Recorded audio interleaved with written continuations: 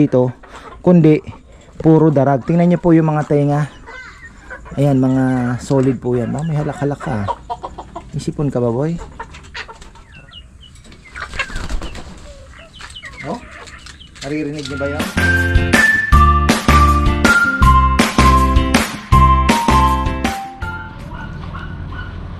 Magandang buhay. Ang oras ay, look at that, man. Ayan. Tamad-tamadan ako ngayon dahil yung mga bata nagpa-check up din. So, ayan, nag-flu vaccine. Tapos sina Nene at Rowan, okay naman daw yung kanilang mga baga. Chinek ni Doc. So, yung tatlo, sabay-sabay na naman. Ngayong araw ay magpupurga na naman. May bago tayong jackpot po ako sa darag na nakita ko. Kasi iniisip ko, gusto kong mapamarami ka agad. So, meron na tayong 20 inahin. Nakabili ako 350 lang po ang isa. 3 to 5 months. Merong mga 5 months old siguro, mga tatlo. The rest mga 3 to 4 months siguro. So, pwede na. Kasi yung mga una ko nabili nasa 600, may ano. Pero yun, pure darag din. Nandito lang sa Cabiao. Ayun, sinuwerte tayo. Kasi mahal ang bilihan yan eh. Meron nga nag-aalok sa akin, Trayo 2.5. Ano daw, isang lalaki, dalawang babae, 2.5 na. Tapos meron ding, magkano ba yung alok niya? 550 ata. Basta ganun. So ang presyo po kasi niyan, mayroon nga 2 months daw 400. Sabi ko teka lang, balikan ko po kayo. So ayun, ngayon ay naandun, kinulong ko muna sa dog cage. Kasi dumating na, sabi ko pagdating, tumakbo naman kami ng pedya. So iniwan ko. Ito nga, ano kaya magandang gawin dito, ano? Problema kasi dito, masyado nang malilim. Pero ang laki nito. Malaki po ito. Napakalaking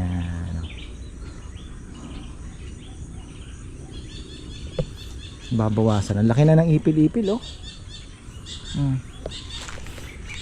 Ano kayang puno yung ipil na sinasabi nila sa bahay ni Ramon Mitra na halos 4 na tao yata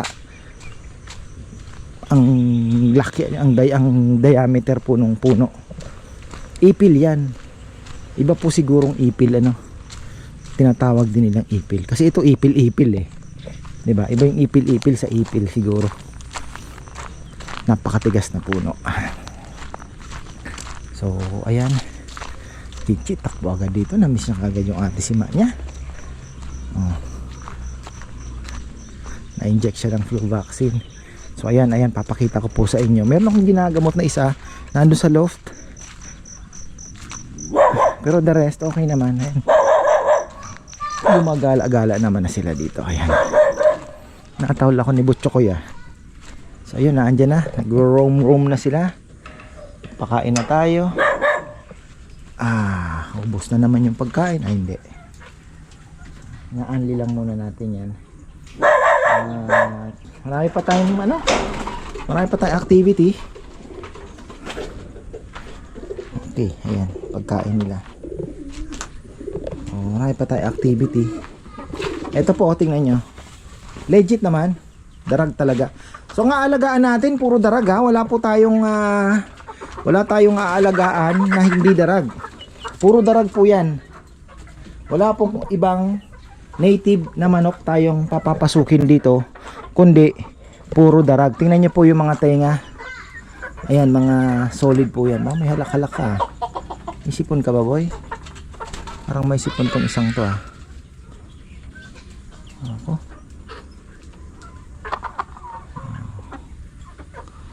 Kasi ngayong bagay, naka Premoxil na yan. May Premoxil na po yan. Inumin nila. So ayan, magpupurga po tayo paisa-isa. Gagamitin ko, yan, ang gagamitin ko po ay astig. Pero pag marami na po sila, nako, parang may sipon nga. bigay sa akin ah. May sipon-sipon ah. Oh, delikado tayo dito.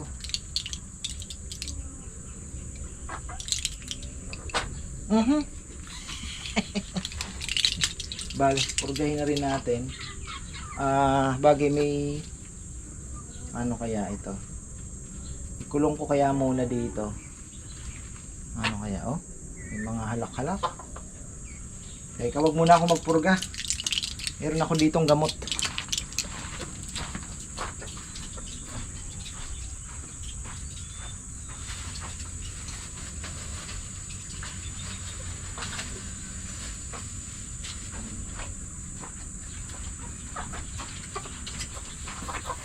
Ayan.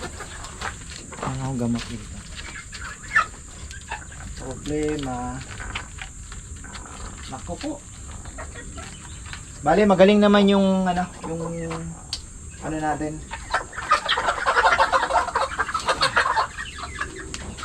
Pupurga tayo sa tubig na lang. Medyo nadali tayo dito ah. Hindi naman siguro matitigok ito.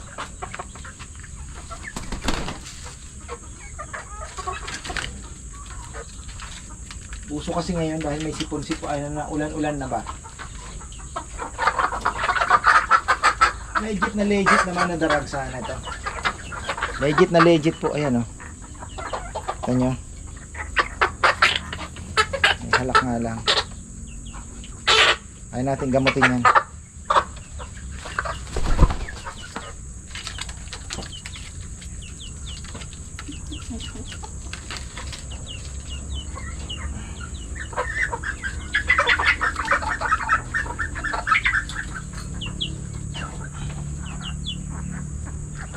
May sakit yung mga manok niya.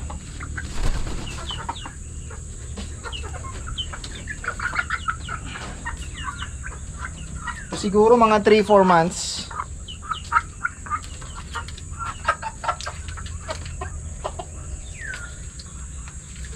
Buti na lang, observant din tayo.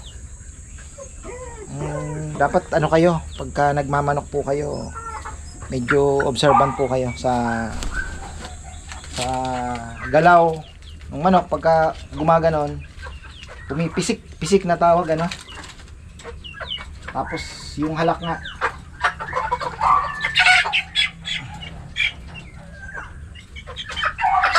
walang laman ng mga tiyan.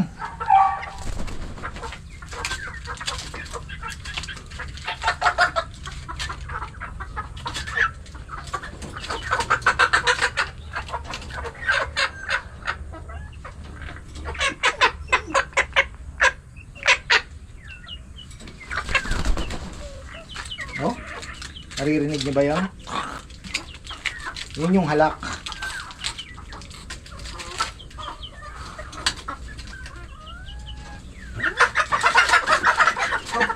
Ayaw mo ano ah.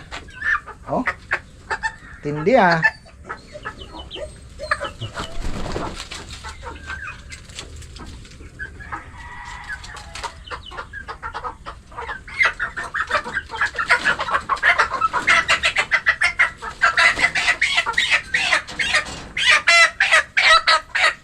Lumabang.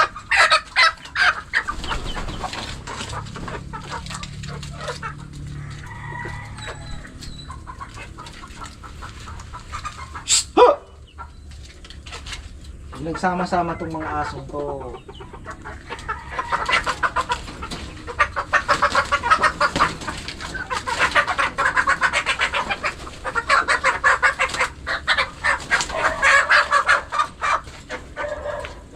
Ang problema ko yung mga aso. Hoy! Chuchay! Buisit itong mga to ah.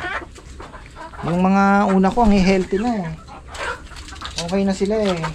Sakto pala to, 10. Wala, ito lang ang una. Sunod niyan, ano na? Sa tubig na lang.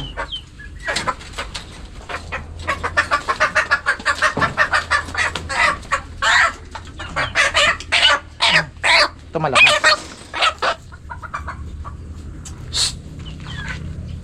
Alis kayo, uwi!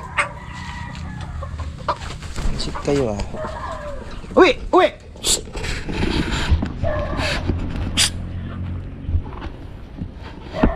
tuloy ako nakapagpurga. Hindi ko pwedeng isabay baka madali. Ang gagawin natin, halo na lang tayo ng Premoxil siguro muna.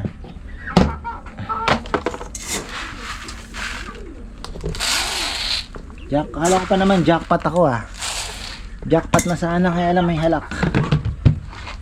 Gamutin na lang natin. So ayan, okay na. Maraming basura dito, maglilinis tayo. Ayoko nakakakita ng mga kung ano-ano, kasi ang mga boys ang problema, may merienda, dadala ng biskwit. Ayan, pati sesto iiwan dito.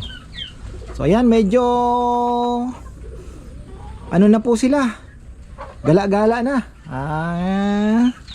Very good naman at nag-i-explore na po sila. Ayan, basta alam nila kung saan sila uuwi.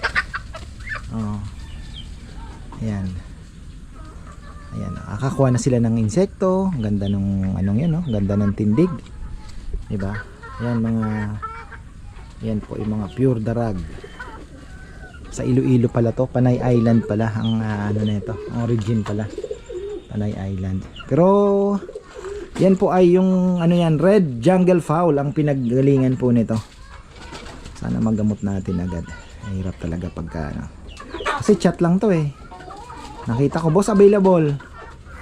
Sabi niya meron po kami dito ganyan Kabyaw, pa-rider ko.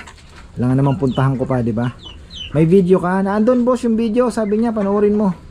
O sige ka ako, pa-deliver ako 10. So 500 yung delivery. Ayun, nice na. May sumisiyap-siyap pa. Siguro to mga 3 months nga. 3 months yung sumisiyap-siyap. Pero ito ang ganda na Yan, halos ano na po yan, mga wala nang 2 months may mangingitlog na dito. Ang problema natin, ito palang rooster natin, pwede na yan. Ayun pwede na yung rooster natin. Ano niya naman na yung, ayun ayan liligawan niya na yan. Ayan. Makikita nyo yan pag mapula na yung mukha.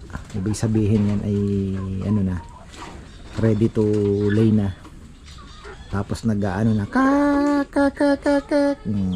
yun po yung mga sign. Okay naman pala ito. Pero parang gusto kong bumili ng rooster na maganda parang panabong ang dating. Parang malaatong ang ba. Kala mo panabong lang pero ano po yan, darag lang yan. Ay, may nakalabas na isa, kunyemas. Bakit? Why? Sobrang liit na may lumulus. Ito hindi na sanay sa manok tong bullshit na to Ito ano to pasaway yan ito mga stress reliever. Pag anihan, tingnan ko tong mga pugad na to kung po pwede pa.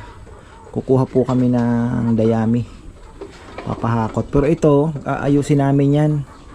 Hindi ko po alam kung pwede pa namin gawing brooder. Pabalutin na lang ulit ng green green net na yan. At ayusin natin ng anuhin natin ulit para brooder ba.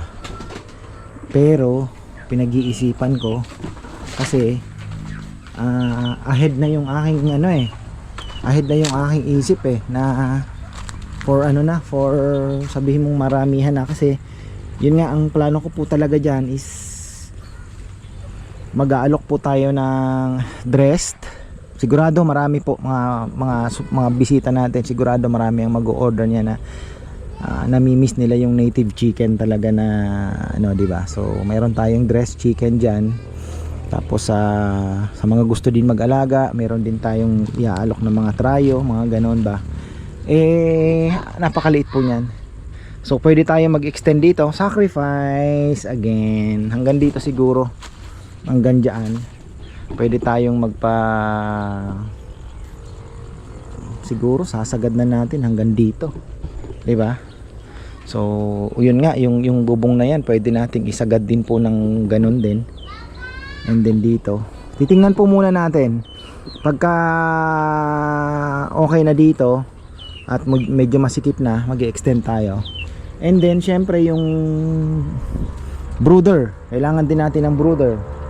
'Di ba? Na paglalagyan po ng brooder at yung mga ano kasi ano yan eh.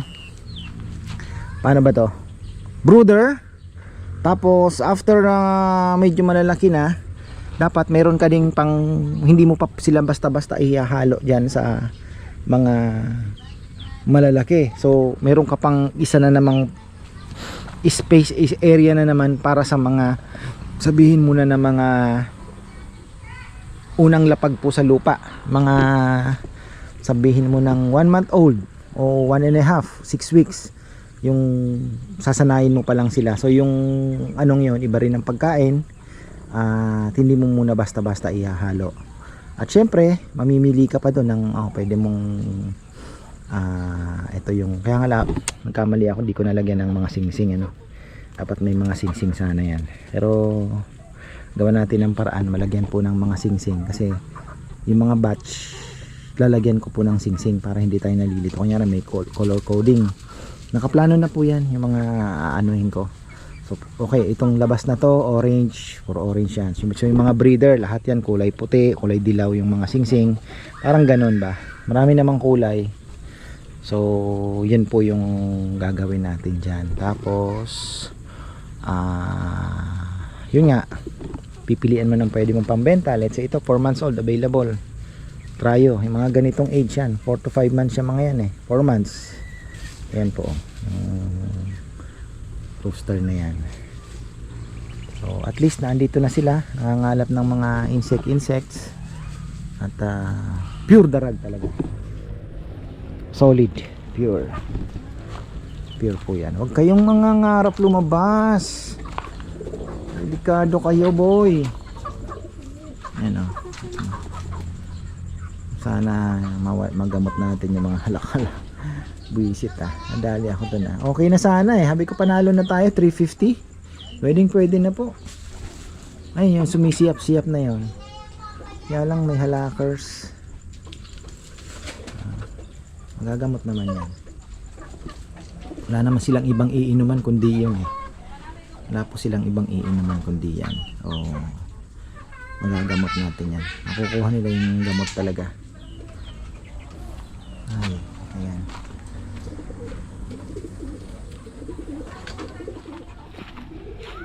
Ayan. Ang ganda na nito pag na-net natin ito. Ayan, mataas po ang net natin. Siguro hanggang dyan. Baba yan, ang taas na ito. Yan po ang susundan natin, ganito kataas na net. Tapos doon, baka may mas mataas pa, pwede tayong humila ng may mabibili tayong net na 12 feet yata ang taas. Pwede tayong maglatag doon. Dito naman, sa side na to, di ba? Yun ang aking alam niyo yun, bago ka matulog, iniisip-isip mo yung mga pwede mong gawin. Keep busy living mga ka-farmer. Ayan, importante masaya tayo. Ayusin natin ang konti ito, sabi ko nga hindi na nasusunog, wala na. Ayan, laki ng galaan nila. Ito pagka yan, laki ng galaan ng ating mga manok. So marami na po ang hens natin siguro dyan. Nasa yung 10 dumating ngayon. Siguro may ilan pa ba? Atovi pala, kailangan natin lagyan ng atovi. Pagkain, haluan natin. Itong duckweed pwede to. Pwede nating salukin yan. Pwede nating ihalo sa pagkain. Pero maglalagay tayo ng azola. Ay no, laki ng azolahan natin. Pwede rin natin tong i-clear. Azola, pwede natin sumubok dyan ng azola. Pero sabagay, tag-ulan ngayon. Pwede, palinis natin. Mabili tayo azola. Para meron na tayo. Ito naman, itong kabilang side naman na to, yung mga bibi naman natin. Grabe ang bibi, mas mahal, malupit. Alam nyo yung Looney na Muscovy duck, tsaka yung tinatawag nilang giant white, yung bulldozer na tinatawag nila. Pag sinearch nyo po bulldozer na Muscovy, Yun yung tumitimbang po ng 7 to 9 kilos sa barako. At ang mahal pa. Ang trayo is 45,000. Grabe na. 45,000. Bibilang. Sabi ko parang hindi ko ata kaya bitawan yun ah. Pero may market. Marami ang namimili. Yung mga bumibili din na parang hobbyist ba. Ayan. So tingnan natin. Kaya lang mahal talaga. Kasi sabi ko nga, pag nawala na po yung mga kalapate, yung mga breeder ko, ewan ko kung gugustuhin ni Rambo, dadami po ang pakakainin niya. Pero sayang po yung kalapate, magaganda eh. Kaya lang, sabi ko nga, kailangan pong magsakripisyo. Nahiya na ako kay Bebet. Magastos na rin po sa pakain. Sa akin, okay lang. Kaya lang, syempre, diba, minsan nakakaramdam ka din ng konsensya. Sabi ko, kailangan ko na ng hobby na yung mapagkakakitaan mo naman, makakain mo, makakapagkatay ka. Di ba? Yun eh, yun yung ano dun eh, makakapagkatay ka, makakapag benta ka. Itong kalapate, hindi ka naman makakabenta kung wala kang pangalan sa pigeon racing industry. Hindi papansinin ng ibon mo, wala kang pangalan. Ay, so yan, maikli lang po ang ating video ngayon. Dahil ngayon may kalapati pa ako, pakakainin ko pa. So yan, maraming pong salamat at magandang buhay.